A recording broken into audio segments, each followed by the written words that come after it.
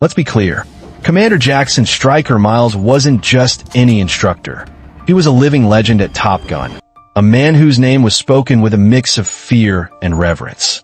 He had more flight hours in an F-22 Raptor than most pilots had in their entire careers, and he believed in one simple truth. The laws of physics were absolute. No one could break them. Then he met Lieutenant Maya, Ivanova. She arrived at the elite F-22 training squadron on a Tuesday, an exchange pilot from a program so classified, her file was mostly black ink. She was quiet, almost unnervingly so. While other pilots postured and joked, she sat in the back of briefings, her focus absolute, her green eyes absorbing every detail. Her call sign, which wasn't a term of endearment. It was a mark of otherness, a whispered acknowledgement that something about her was just not normal. The problems started in the simulator. The multi-million-dollar machine was designed to be the ultimate test, a perfect replica of the Raptor's cockpit that could push any pilot to their breaking point. But it couldn't break Maya. In fact, she seemed to break it. Her performance data was flagged for review almost immediately. Her reaction times weren't just fast. They were logged in sub-milliseconds, faster than the system's own refresh rate. Her G-force tolerance in simulated dogfights consistently pushed beyond the sensor's maximum limits. The machine kept flagging her for physics violations, which was the computer's way of saying a human being couldn't possibly be doing what she was doing. Stryker saw the reports, and his jaw tightened. He'd seen hotshots before. He'd seen arrogance. But this was different. This was an insult to the very fabric of his reality. He pulled up her latest run, a complex air superiority scenario against 5 advanced AI opponents. The system was designed to be unwinnable. A pilot's job was to survive as long as possible. Maya hadn't just survived. She'd won in under 3 minutes. To Stryker, a man who had built his career on discipline and the known limits of man and machine, there was only one possible explanation. She's cheating, he declared to the other instructors, his voice cold and hard. She's found an exploit in the code. A glitch. There's no other way. The other instructors, men who trusted Stryker's instincts implicitly, nodded in agreement. The whispers about which grew louder, laced now with suspicion. She was no longer just an oddity. She was a fraud. The confrontation happened in the main briefing room. Stryker projected Maya's impossible data onto the main screen for all the other pilots to see. The room was silent, the air thick with tension.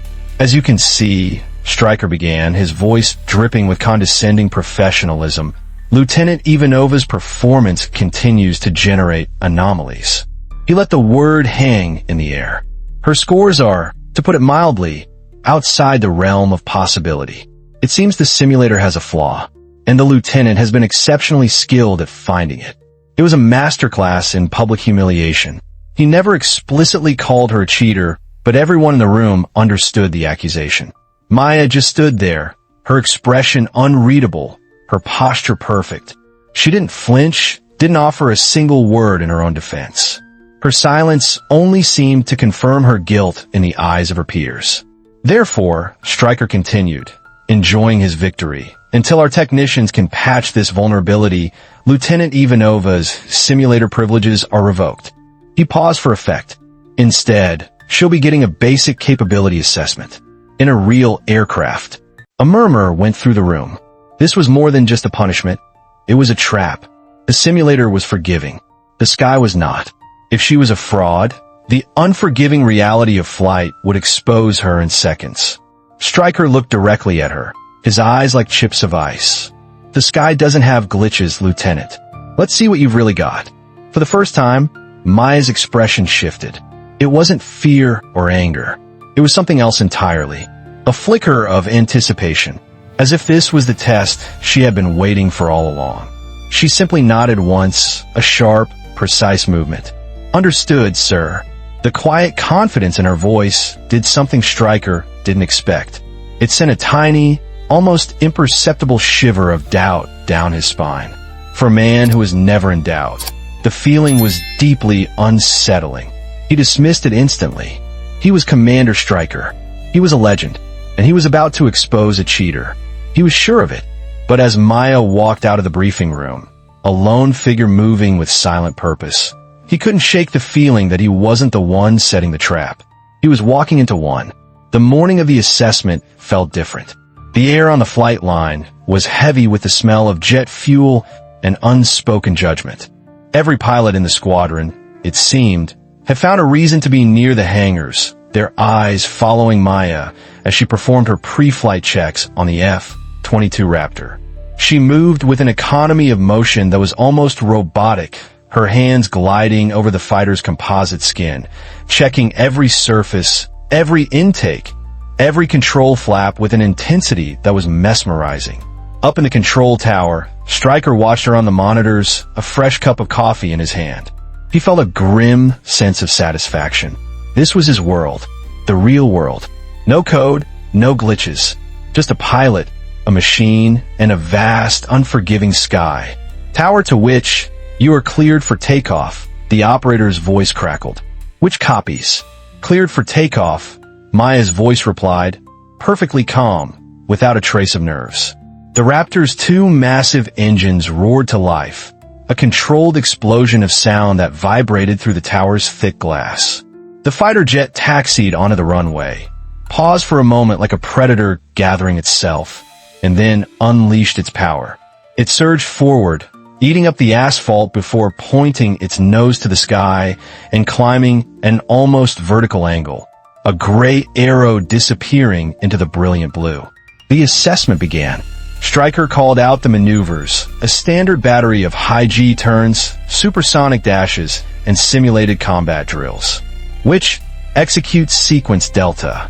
High-G turn, maintain 9GS for 5 seconds. Which copies beginning delta.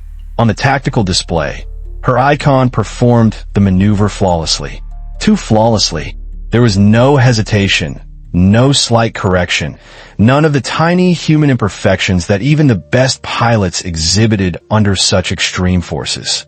It looked exactly like her simulator runs. Stryker's suspicion hardened into a cold certainty.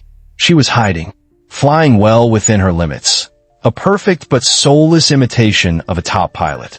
He was about to order a more complex, unpredictable sequence when a new icon blinked onto his main radar display.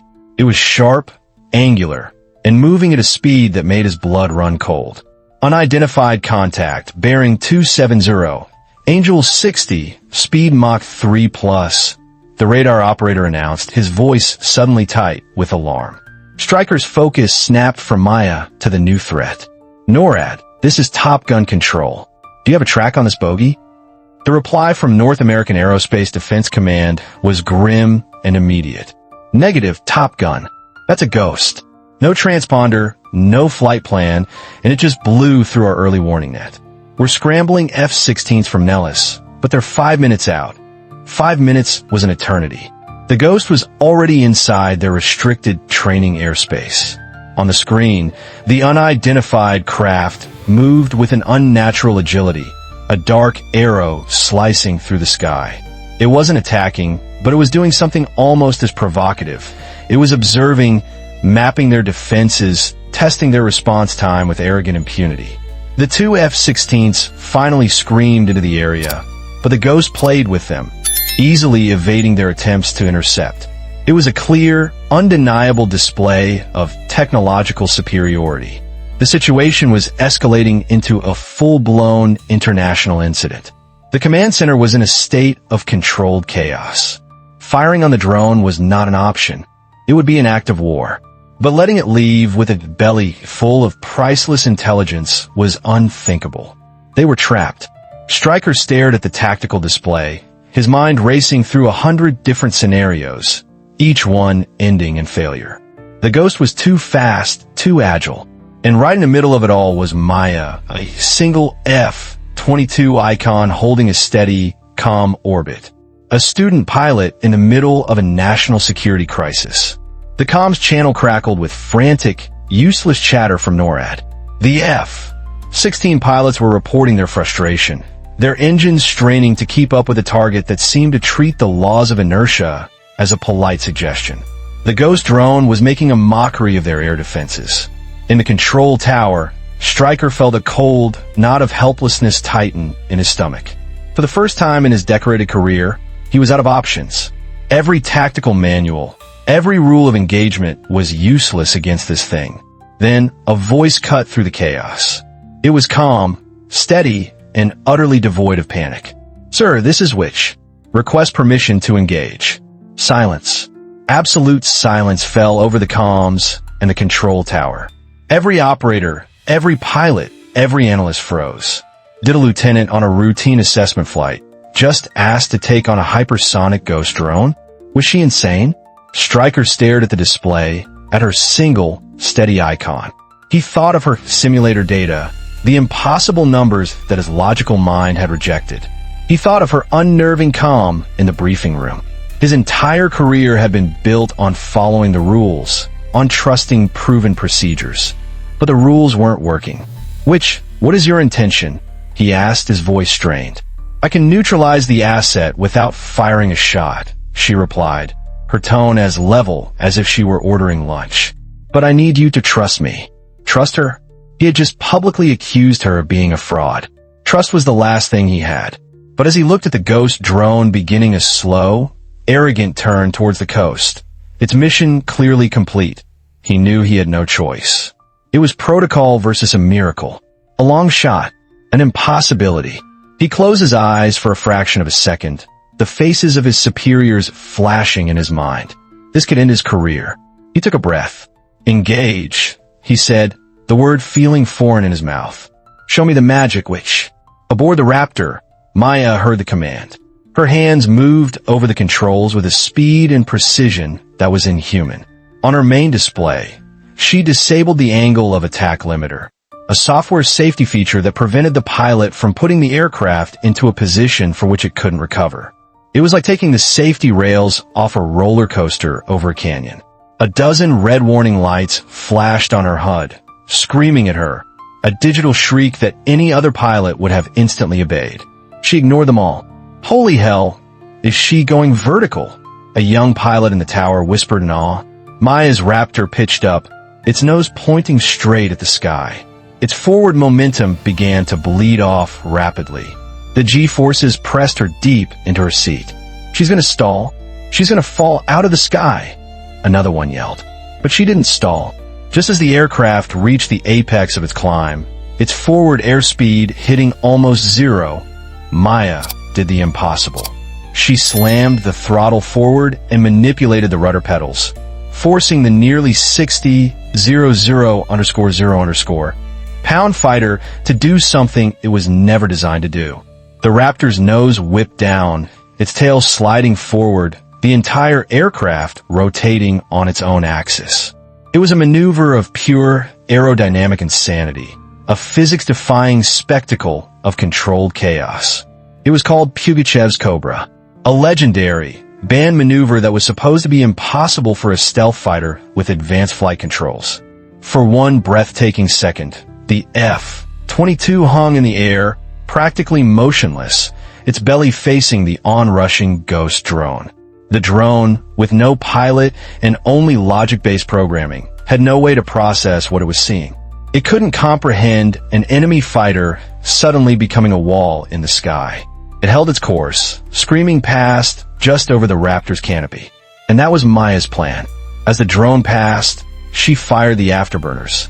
It wasn't a weapon, but a directed blast of raw power. A hurricane of invisible force, a sledgehammer of pure, superheated air, slammed into the drone's delicate control surfaces. On the monitors in the tower, they saw the drone wobble violently. Its composite tail wing, never designed to withstand that kind of focused, brutal force, bent and then snapped. The ghost drone was instantly crippled. It lost all control, tumbling end over end, falling from the sky in a long, graceful arc towards the empty desert below. Not destroyed, disabled, captured. The entire engagement had lasted less than 10 seconds. The silence in the control tower was heavier than any sound.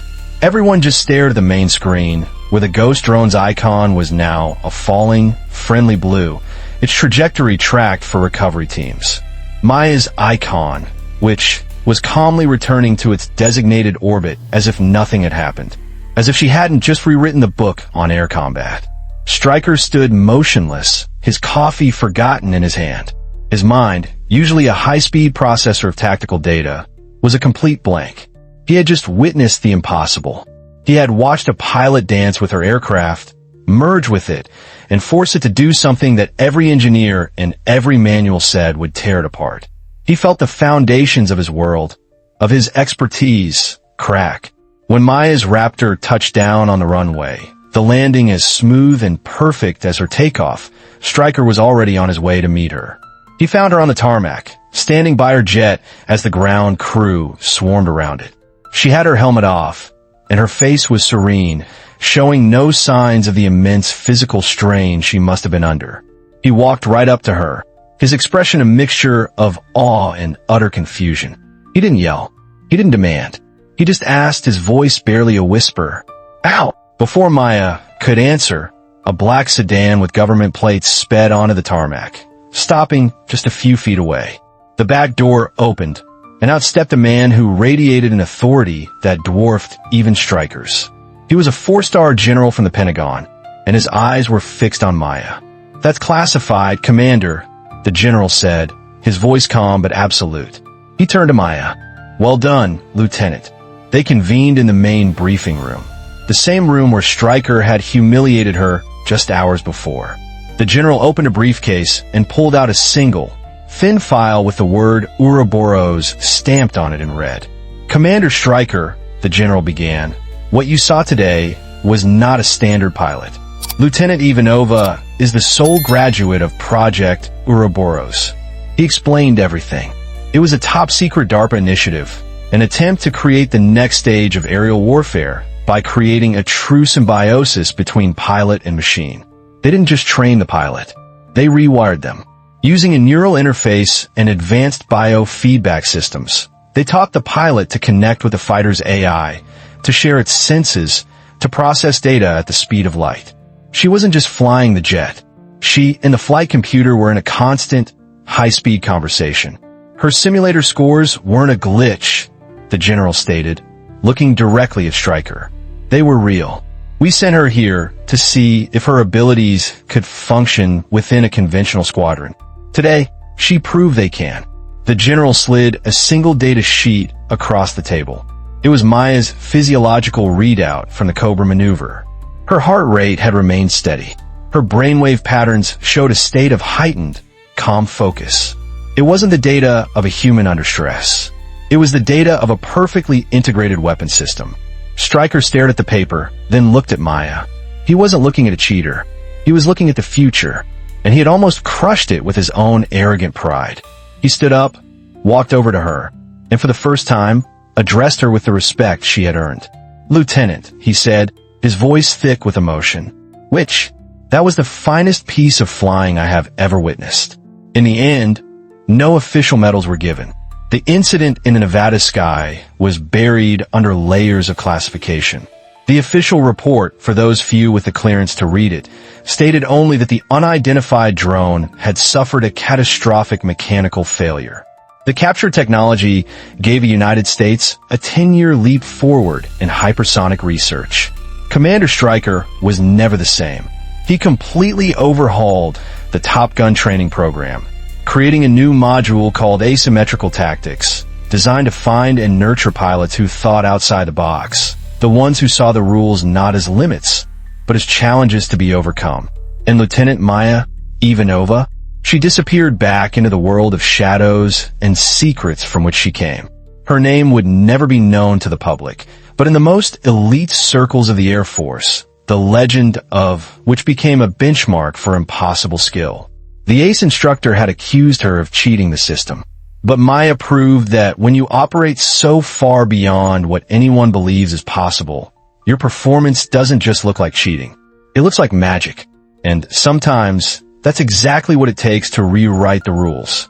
What do you think?